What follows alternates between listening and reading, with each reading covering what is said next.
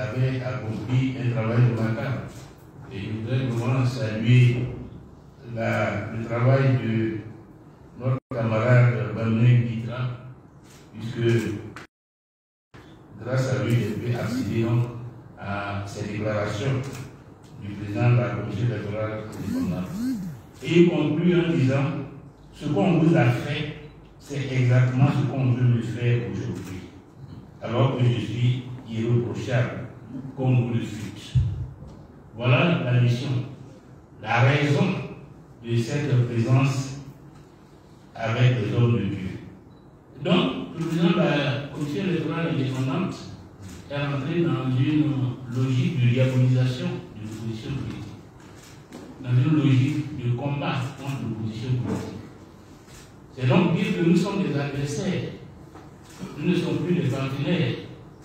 Ça veut dire qu'il n'est pas là pour servir l'intérêt de tous les partis politiques, mais il s'est mis dans une posture de détruire l'opposition politique, de prolonger le combat du RHDP, de discréditer l'opposition politique dans l'opinion et de faire en sorte que cette opposition-là n'ait aucune chance d'accéder au pouvoir.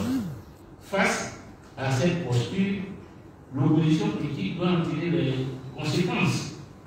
Et nous, en tant que parti politique désireux de conquérir le pouvoir, nous ne pouvons plus composer avec le président de la CEJ et la commission électorale indépendante.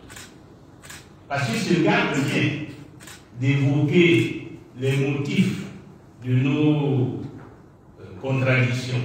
Il se garde bien d'expliquer comment se fait-il que 6 millions d'Ivoiriens, de personnes identifiées, l'ont été irrégulièrement. Il va invoquer le passé. Mais le passé est passé. Si la loi, l'article 7 du Code électoral stipule que celui qui doit se faire enrôler sur la liste électorale doit remplir 13 critères, c'est bien pour que cela serve. Et si vous ne les remplissez pas, vous êtes en infraction. Comment peut-il expliquer les multiples doublons, plus de 200 000 personnes qui sont en doublon sur la liste électorale? Comment peut-il expliquer que des personnes enrôlées sont nées avant leur géniteur? Donc ce sont ces incongruités qui sont à la base de nos revendications. Et c'est pour ces incongruités que nous considérons que la CEI africaine, dirigée par Cuibert, a échoué. Et qu'en conséquence, M. Cuibert et l'ensemble des membres de la commission électorale indépendante doivent en tirer les conséquences et démissionner pour qu'une nouvelle commission électorale indépendante soit mise en place.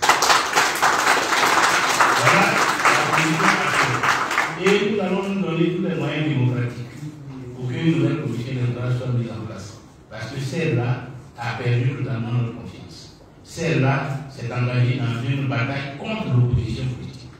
Or, nous, partis politiques, nous sommes une institution permanente. Les présidents de commission passent, mais les partis restent. M. Cuibert n'est pas le premier président de la commission électorale indépendante. Avant lui, il y a eu d'autres. Certains nous ont quittés.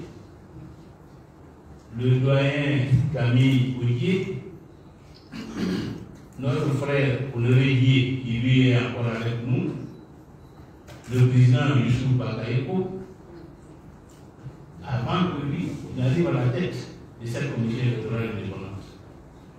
C'est donc dire que si la République, si l'État de Côte d'Ivoire a choisi entre un président de la commission électorale indépendante et un parti politique, je ne vois pas comment on va faire le choix au profit du président du parti politique, du président de la commission. Nous sommes là, c'est lui qui passe.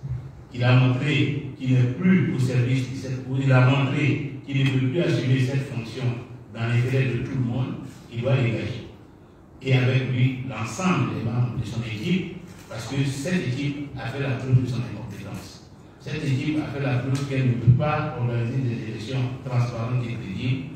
Au Front populaire ivoirien demande leur démission pure et simple et va se donner les moyens pour obtenir cette démission. Je vous remercie.